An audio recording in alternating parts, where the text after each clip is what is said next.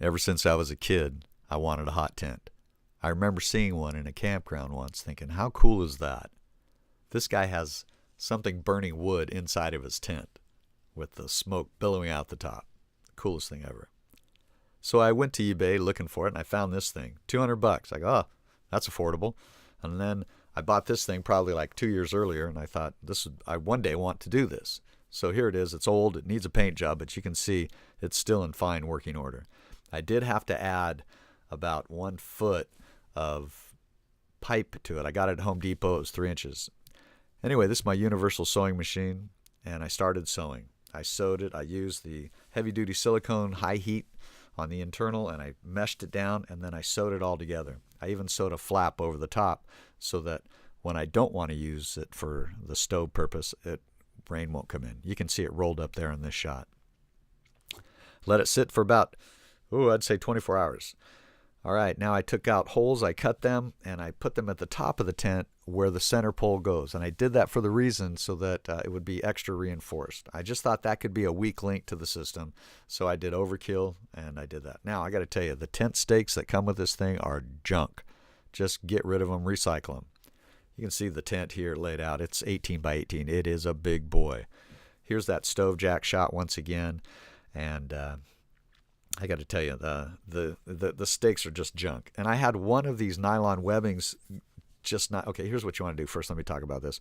You want to set this up by going across from one another. Pull it tight. That just makes the tent floor lay down really nicely. Go across from one another. Here you can see I had to sew on where a webbing was not sewn on.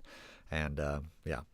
So what I'm doing here is I'm reaching up and I'm making sure that spike at the end of the center tent pole goes through that little hole. I've read some people were not paying attention, poked a hole in their tent.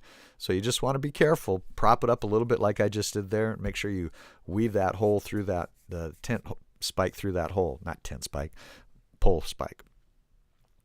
Now, when you get in here, you just push it up real high. Don't drag that over your floor. Lift it up and then set it down.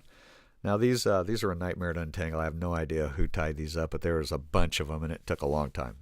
Once I got them all untied, though, it was great, and the next setup's going to be a lot easier.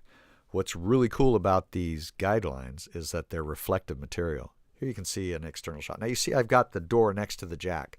The reason why I did that was so that you can have access to your jack when you're working it, because it's really hard to manipulate that thing when the tent's up if you don't have an opening to stand in.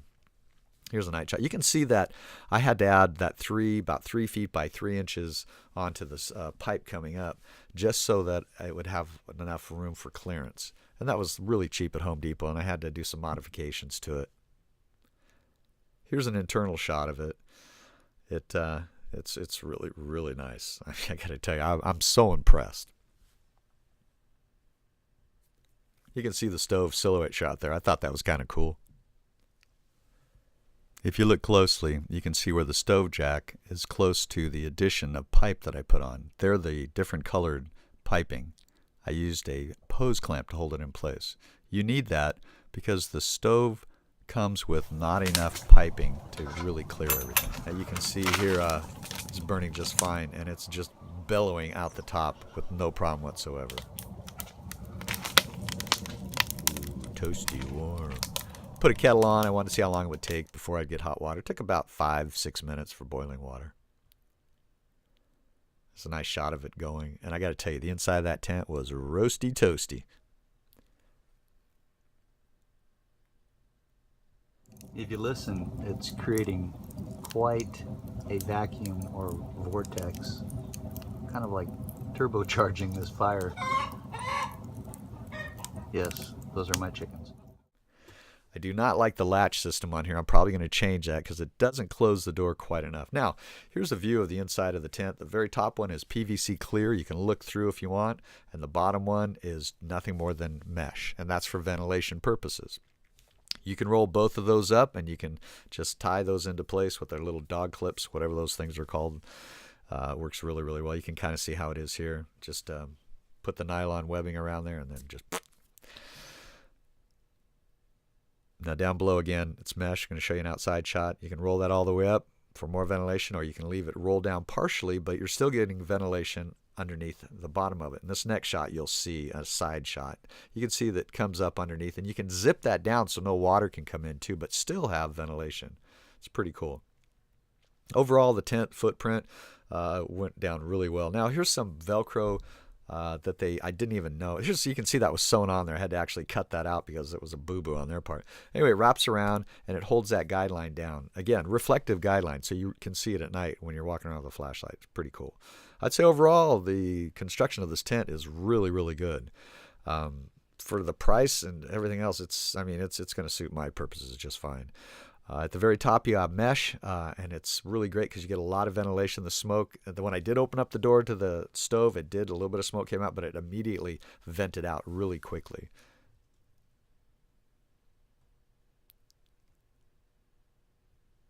These are just some internal shots I just wanted to share with you guys. It's kind of showing you the overall size and where I placed the stove, again, next to the door so I could have access to it.